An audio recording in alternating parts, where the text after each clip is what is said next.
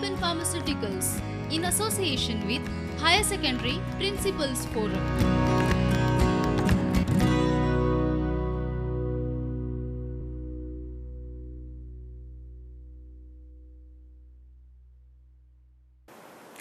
Good day students, once again we are back to today's psychology lecture.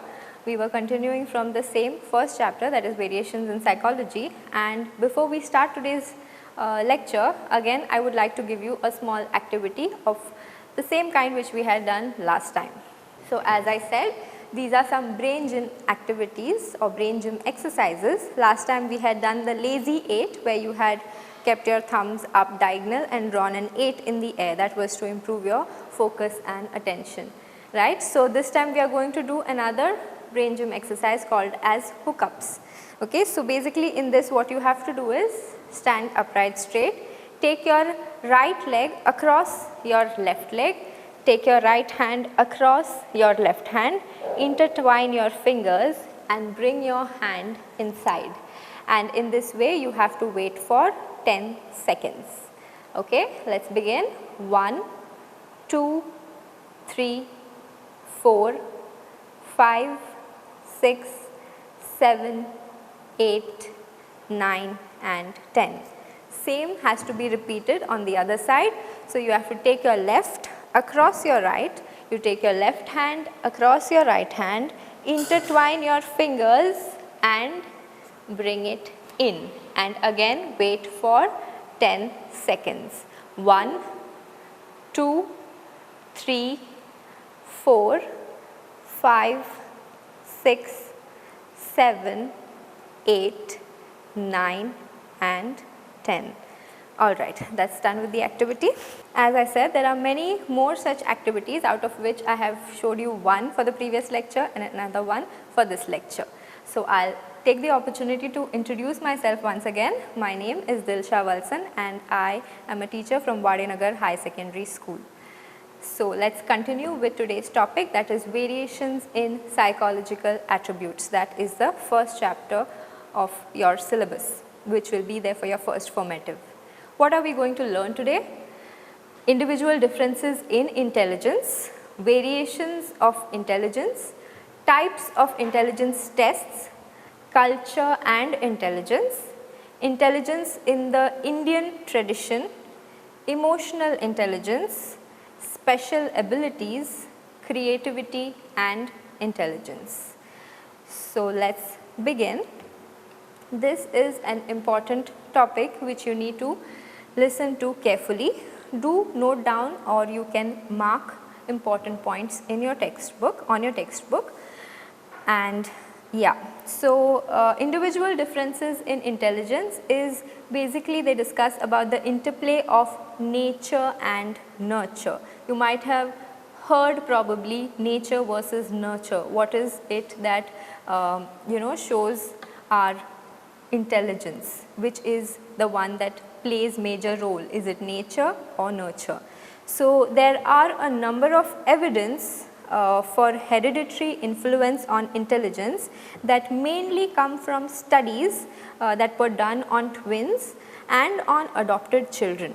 Okay. So what were the things done and what were the findings that they found? What are the correlation that they found?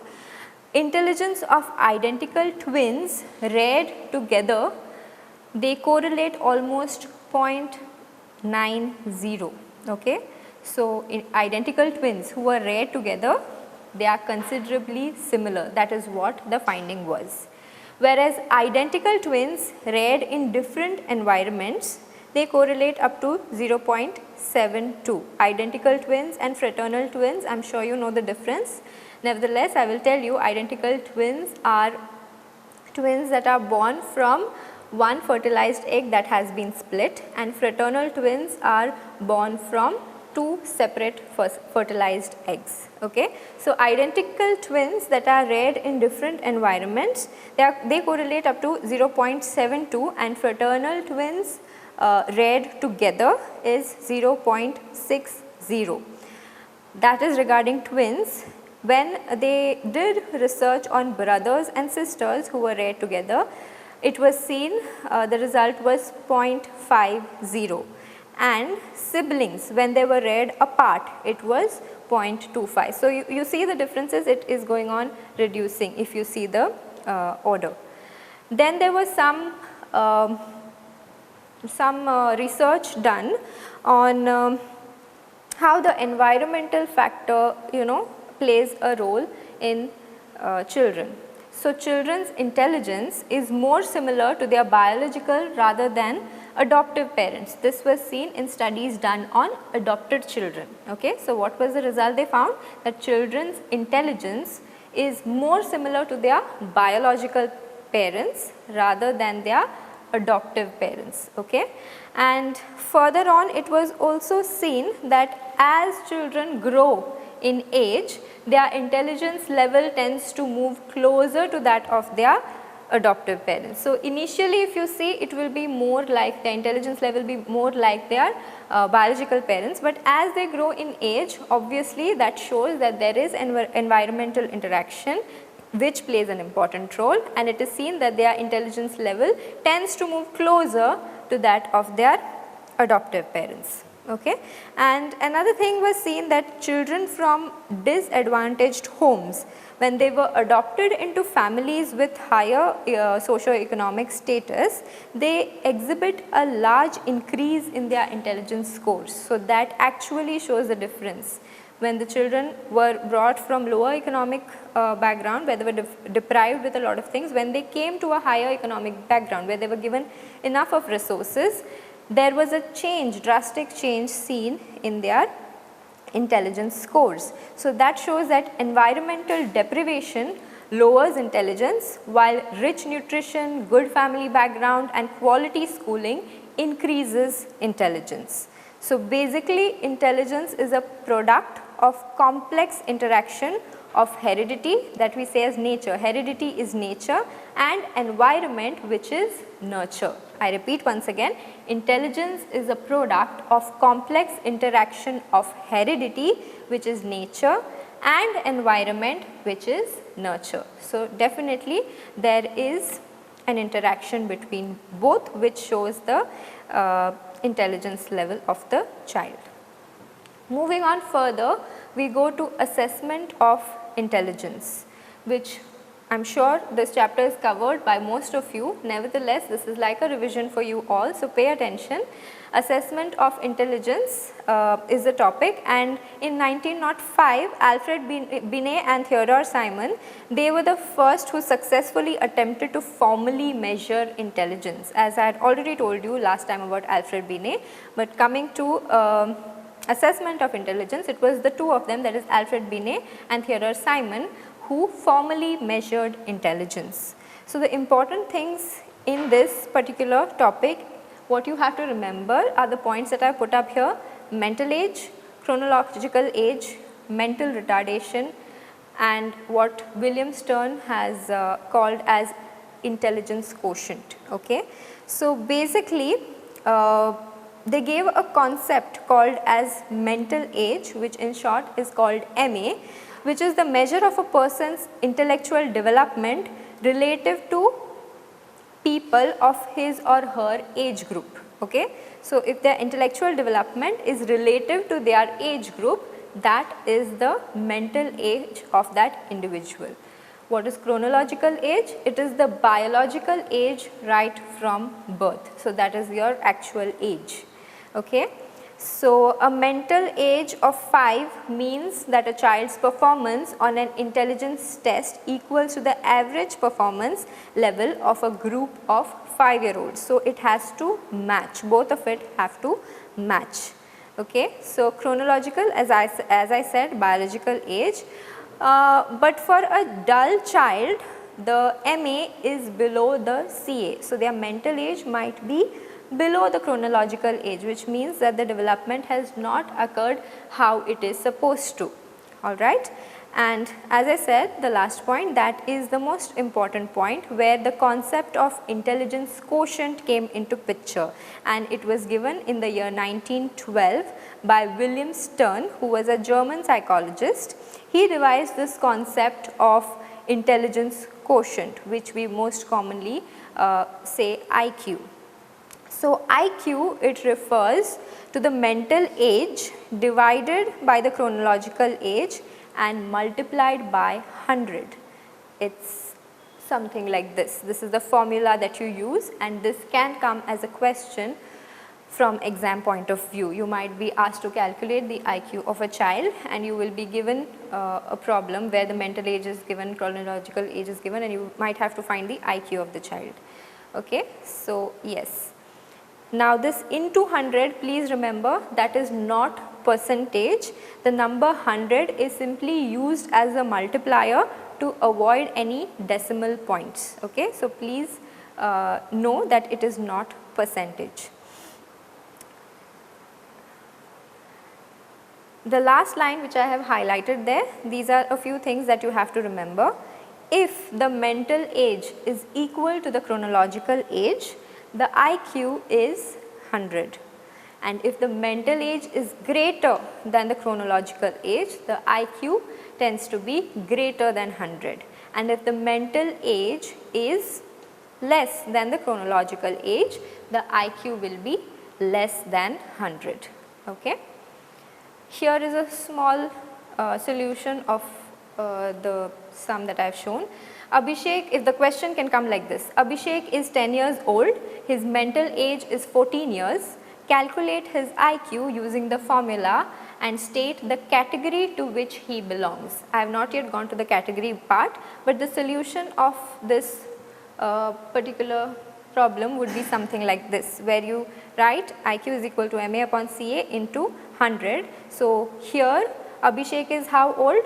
10 years. So 10 will be chronological age, that is CA, and his mental age is mentioned to be 14 years. So 14 will come on top. So it will be 14 divided by 10 into 100.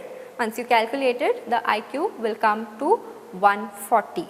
Now there are categorizations. So this is the range which it falls in. So in this case, if the IQ is 140, it falls in which category? 140 means very superior, the first range, that is above 130. Okay, so this is how the classification of people is on the basis of their IQ. This is the general range. So 100 is seen to be the average. Okay, above 130 is very superior, and the percentage of people that are there is just 2.2. 120 to 130 is considered as superior, which the population is around 6.7. 110 to 119 is high average, which is 16.1. 90 to 109 is average, which is 50. Low average is 80 to 89, which is 16.1, and borderline is 70 to 79, which population is 6.7, and below 70, that is mentally challenged or mentally retarded, the percent in population is 2.2. So if you see the distribution of this, you will see that it is completely low, then it slowly increases, and then again it starts declining. So it comes to something called as a normal distribution curve. If you put it graphically, it shows a bell-shaped curve, okay, where the extremes are very less. Say for example, in your own class, not every child is brilliant, nor is every child completely dull. Majority of the section is the average section who get average marks, whereas there are a few who get extremely high marks and there are few who get extremely low marks.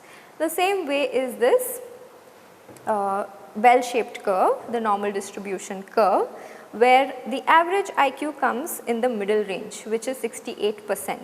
Then below average, above average, and the extreme sides is where there is very little and very high IQ. Okay? So this is how the bell-shaped curve looks. Hope that is clear to you. So now we come to variations of intelligence. So here you have seen that there is very superior and there is mentally challenged as well. So above 130 means they are highly intellectual and they are gifted. Okay? So they are people, children who are called gifted children or gifted individuals, and people whose IQ is below 70, they are either said to be intellectually disabled, or even it comes under the category of mental retardation. So, coming back to variations of intelligence. So, first we will go to what is intellectual deficiency, okay, then we will go to what is intellectual giftedness. So, as you know, giftedness means whose IQ is very high, who is very intellectually at a higher level, and quite a creative person as well. But on the other hand, we have children who have difficulty, lot of difficulty in learning, in grasping, in understanding things, or even in doing simple skills like basic skills, everyday skills. For some who have a lot of problem, they may even have basic problems like they may not be able to brush their teeth by themselves or take care of themselves by themselves. They need constant help. So, these children who show intellectual deficiency are termed as intellectually disabled. Now, according to AAMD, that is the American Association on Mental Deficiency, they have given this term saying that significantly sub-average general intellectual functioning existing currently with deficits in adaptive behavior and manifested during development period. Now, what does this mean? There are three things that are important as per this sentence. Okay, there are three basic features of individuals who are intellectually disabled. What are the three features? First feature as given here is significantly sub-average intelligence.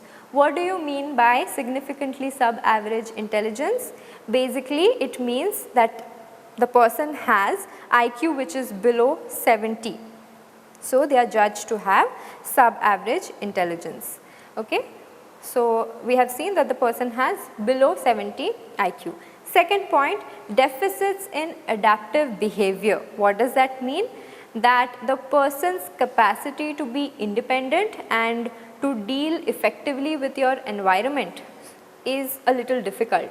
So, he or she may not be entirely independent or may not be able to deal with the things that are happening around very effectively. So, that is the second point, that is deficits in adaptive behavior. And the third point is deficits must be observed during the developmental period. So, these deficits that are there, these issues or these concerns should be observed during the development period, that is from 0 to 18 years of age. If there is an issue, if there is a intellectually disabled person, all the signs and all the issues will be seen during this period, during a younger age, that is during the developmental period. So, individuals who are categorized as having intellectual disability, they also range. Okay, there is a different range in which they are shown. It could be mild, it could be moderate, it could be severe, or it could be profound. So, there are some who might be in mild category, who might be having mild intellectual deficiency. In this case, if they are trained enough or if they are given enough of required institutional care, they might be able to do things by themselves.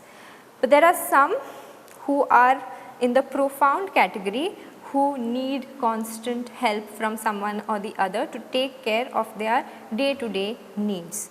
So, let us see how it is categorized. Mild is IQs 55 to approximately 70.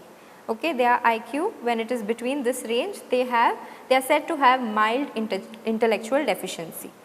Those who have 35 to 40 IQ approximately, they range in the moderate category, and severe is IQs 20 to 25 to 20 to 25 to approximate 35 to 40. This is the severe range where it might be a little more difficult to take care of them. And the last case, as I said, is profound, that is below 20 to 25. So, in this case they are mostly entirely dependent on someone else.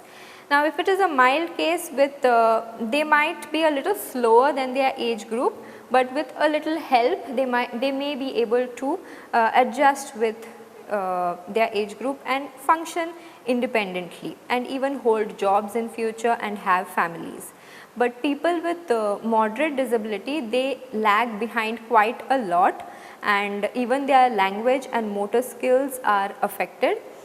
And yes, even simple social communication, all these skills are affected when it comes to even severe case. Okay, they are not able to even have interaction, how to have a social how to develop a self-care skill or social skill. These basic things are not being able to be done by these individuals. And as I said, profound, it is a severe disability and they are incapable of managing their lives by themselves. So, they need constant care, and this will mostly go on throughout their life, for their entire life. Okay. So, these are the categorization in terms of intellectual deficiency. Moving on to intellectual giftedness. So, intellectual giftedness falls in the entire opposite category, that is, they show higher performance because of their outstanding personalities. So, they are gifted, their IQ is very high, that is 130 and above, and they are mostly quite successful in their occupational and life adjustment. Everything is pretty well settled for them, and they may not adjust in a normal school section, because sometimes their capacity is much more, that they need to learn much more than what the normal schools function. So, there are sometimes special schools for gifted children who have higher IQs, okay, higher IQ, sorry. So, here there are 2 points, giftedness and talent. It may sound similar, but the difference between the two is giftedness is exceptional general ability shown in superior performance in a wide variety of areas. Okay. So, when you have a general ability in many areas, in a wide variety of areas, that is referred to as giftedness, whereas talent, when you say the word talent, it is a narrow term which refers to remarkable ability in a specific field. So, if you are having excellent ability in a specific field, that is called as talent, whereas giftedness is a general ability where you are having a performance in a lot of areas. Okay. Clear with the difference? And there is another important point here where we see that it has been suggested by psychologists that giftedness from a teacher's point of view, it depends on a combination of these 3 points, okay, the last 3 points that I have highlighted. So, giftedness from a teacher's point of view is these combinations are observed, that is high ability, high creativity and high commitment. They are high in all these 3 areas, and that is what teachers feel are gifted individuals or gifted children. Okay. Moving on to the characteristics of gifted children, these are clearly mentioned in your text, and gifted children usually they show quite early signs of intellectual superiority. So, when they are quite young, you can see that they have developed a lot. They have good recognition of memory, they have good, they have a preference for novelty, they are quite sensitive to environmental changes. So, and definitely they are brilliant in their academic performances. Okay. So, all these things are observed at quite a young age, and the important characteristics are noted down here, that is, they have advanced logical thinking, questioning and problem solving behavior. So, a lot of times when they are kept in a normal setup, if you have seen the series Young Sheldon, I think that would be a perfect example to give you, because that child does not fit the normal classroom setting. Even the teachers are not able to cope up with his questions. Okay. So, there is advanced logical thinking, questioning and problem solving behavior. They are high speed in processing information. Okay. They process information like anything. Superior generalization and discrimination ability. They have advanced level of original and creative thinking. They may come up with ideas and thoughts that you and I might have not even thought at all. okay, and they have high level of intrinsic motivation and self-esteem. So they don't need an external factor to motivate them. Like most students, either parents or parents or teachers have to keep telling them study, do this. You need that push from somewhere external, right? But these children not at all required. They are self-motivated and they are intrinsically motivated from within. They are independent and they have non-conformist thinking, and their preference is more for solitary academic activities for long periods, because it's difficult for them to adjust with other people's levels, because they know at some point that they are superior and their thinking is different. So they prefer solitary academic activities. Okay. So yes, moving on, we move on to types of intelligence tests. Okay. So what are the types of intelligence tests? Now we have already seen the domains, the different types of assessment of psychological attributes, what is intelligence, what are the theories that many of them have given, and they have also developed many tests. What are the variations in intelligence, what is intelligence quotient, and what is who are rather people who are intellectually deficient and who are gifted children. All this we have seen. So now we will focus on the types of intelligence tests that are there. So basically, to test the IQ, there are a number of intelligence tests. It could be a group test, it could be an individual test, it could be a verbal test, or it could be some performance test depending on the kind of material that you are using. Whatever it is, the kind of test that you need to use for testing intelligence should be depending on the purpose of your use, the kind of use it is, and you have to make sure to see the kind of background you are using it in, because most of the tests that are developed abroad, and not many of them, most of them they are used here, but some of them are there which may not be culturally appropriate to be used in our setup. So there are two terms here, culture fair and culture biased. So there are some tests which is culture fair pertaining to a particular culture, whereas there are some tests which are culture biased. Okay. So you can choose the test depending on the purpose of your use.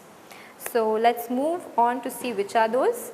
The first image that you can see is of individual tests, and the second is the group tests. So you may get a question on this trying to differentiate, asking to differentiate between the two. So keep in mind that individual test is one which can be administered on one person at a time, as you can see the image over here. And a group intelligence test is administered to several people, okay, many people at one time simultaneously it is conducted. Again, when it comes to individual test, the administrator and the person who the test is conducted on, there is a rapport built. Okay, so there is you are developing a good rapport with that individual. You are trying to see how sensitive the person is, the feelings, the emotions, expressions during the session. All this can be seen on a very close basis, because it is a single person, it is on individual basis. This cannot be done in a group test. There is no time to build rapport with each individual, because it is conducted simultaneously on a big number, so on a group of people. So individually going may not be possible. Again, when it comes to individual tests, the person has the ability, the administrator has the ability to manipulate the materials or objects that are there. That cannot happen in a group test. Mostly group test will be more of a multiple choice questions format, or in a written manner, where you do not have to interact much with the person. Okay, so these are the differences between the two. Then we come to verbal, non-verbal and performance tests. Verbal test is basically fully verbal, where you have to use it in a way where you need some language. So mostly verbal tests cannot be used on an illiterate person, because either the person has to respond orally or written, but language is the main thing of a verbal test. So illiterate people, difficult to test. But non-verbal tests, if you can see the second image over here, non-verbal tests are basically tests which have picture illustrations where you are asked to, you know, match something from those images. So here the first one will be an incomplete, there will be a question mark. Can you see the question mark there? That will be an incomplete space where you have to choose from the option which will best match that particular image to complete it. So these are non-verbal tests, okay. And an example given in your textbook is of Raven's progressive matrices. That is one test which is a non-verbal test. And the performance test that you can see over there, the example given in your text is the Coase block design test. So basically in performance test there are some objects that are given and you have to do something with those objects as per the instructions given. So in this particular case there is an image, if you can see, given over there of one shape, and you are given many blocks and you have to look at that image and create the same design with the blocks that you are given. So the design, the blocks will be of different colors and everything. So you have to match that color and see the design and make the particular pattern. So in this case the subject has to arrange it. So there is no use of language or anything, but there will be a time given to produce the particular design. A major advantage of the performance test is that they can be easily administered to people belonging to different cultures, okay. So it is a good thing, it is a strength in this case.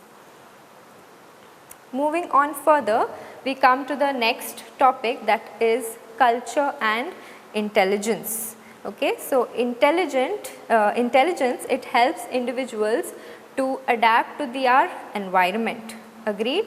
Definitely, I am sure, because it your intelligence will definitely help you to adapt and to adjust in your environment. Like how Vygotsky says that culture provides a social context in which people live, grow and understand the world around them.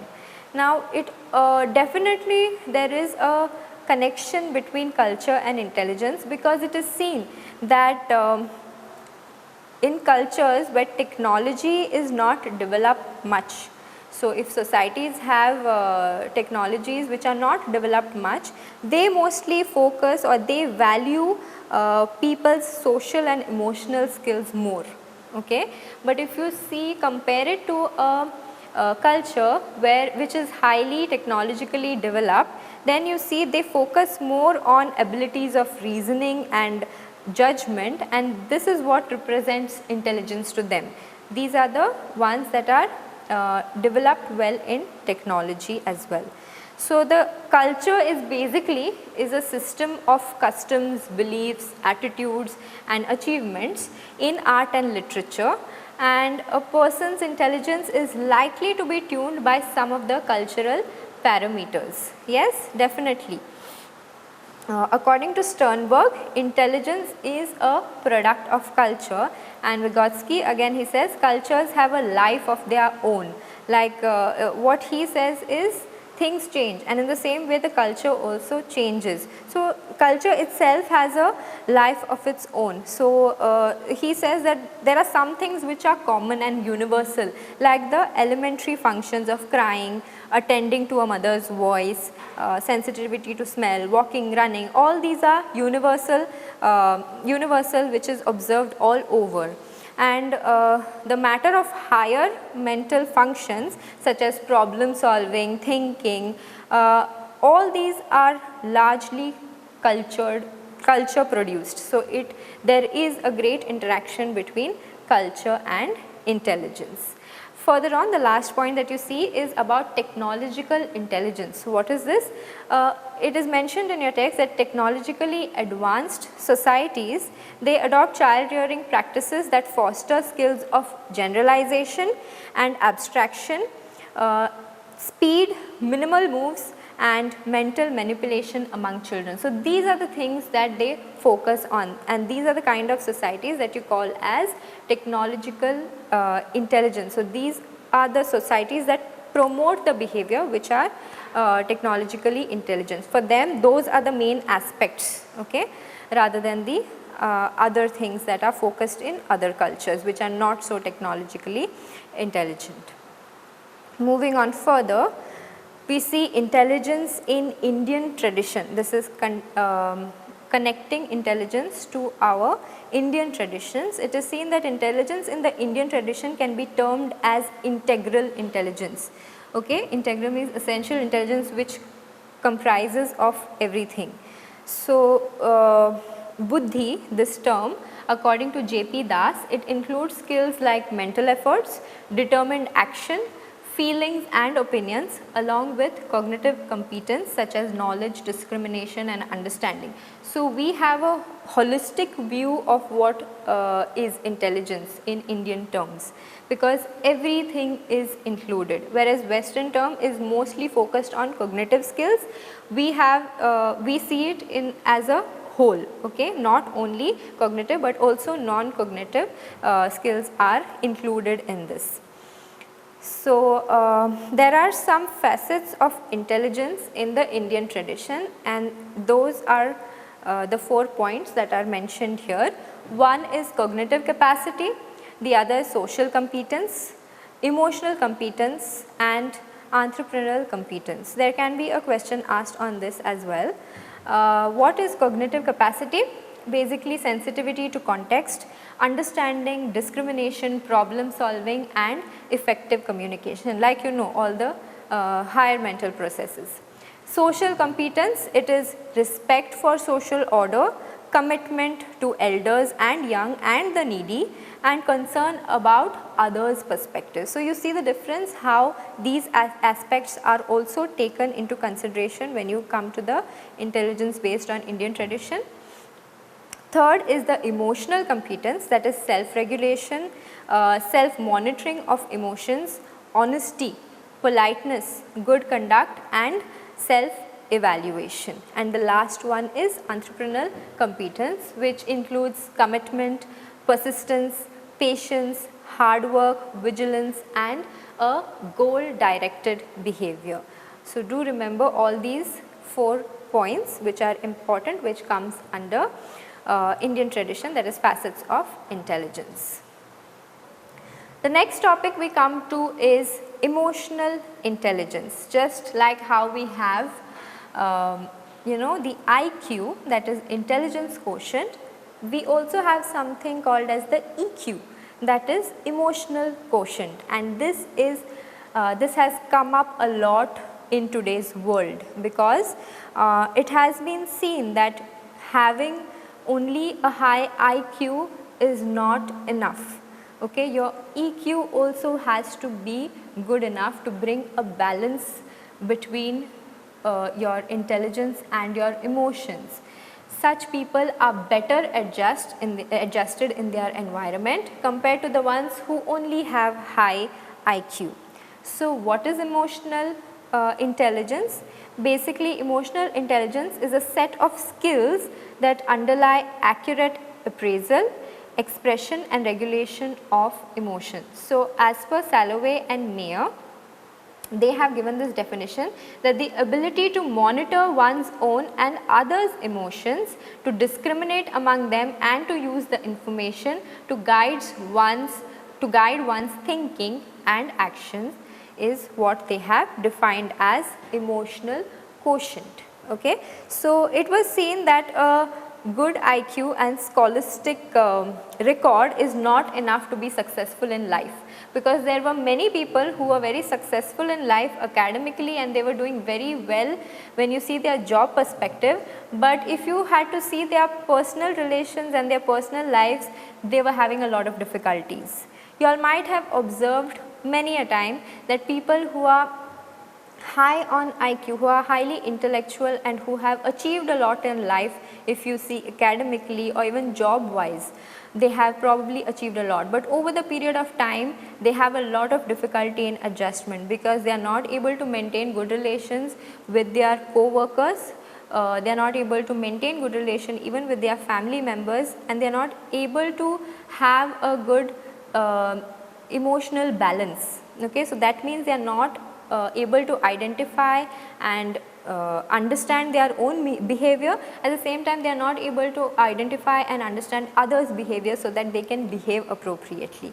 They have their own way of thinking which is not very flexible. So it is very important that emotional quotient is also considered, and it is important to assess this part as well.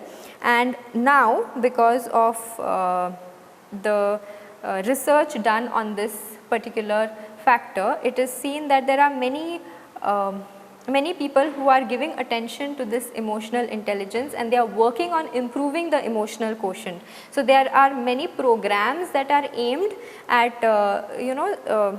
which are given to students which will improve their emotional intelligence, so that it benefits them and it has good effects on their academic achievements.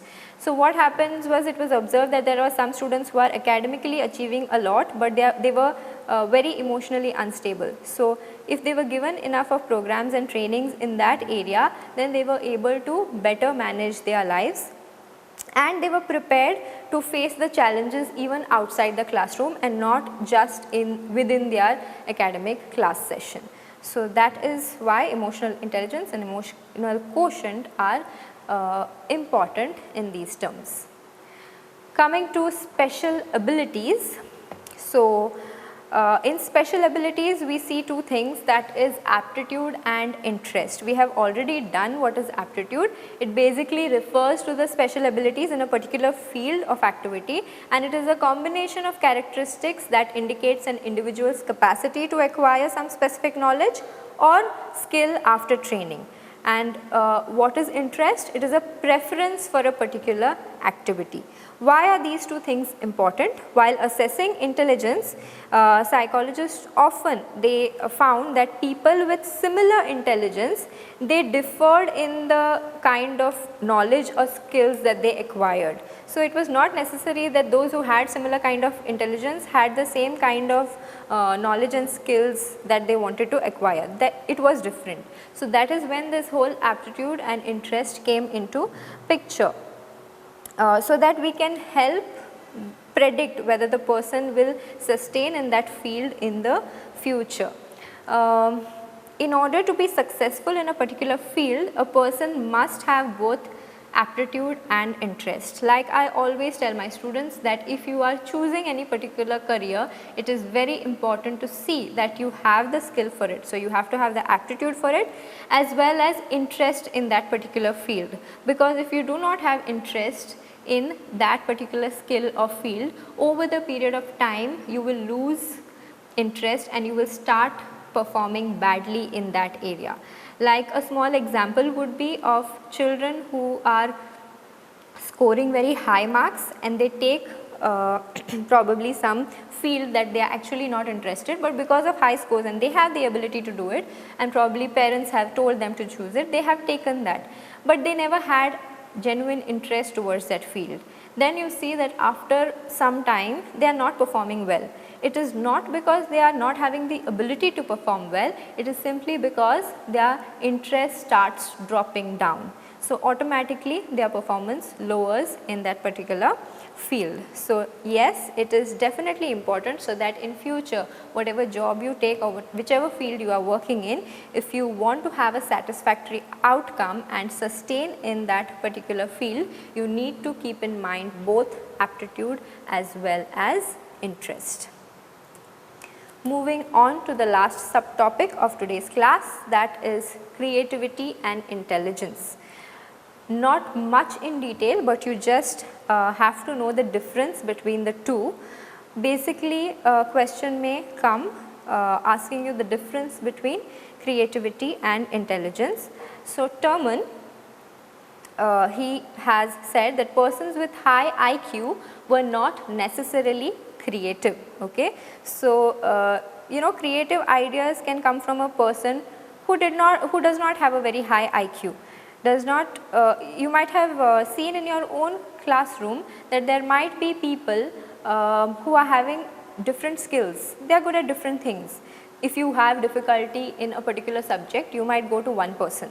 If you have difficulty in repairing something, you might go to another person. If you want to go for a singing contest and you need company, you might go to someone else.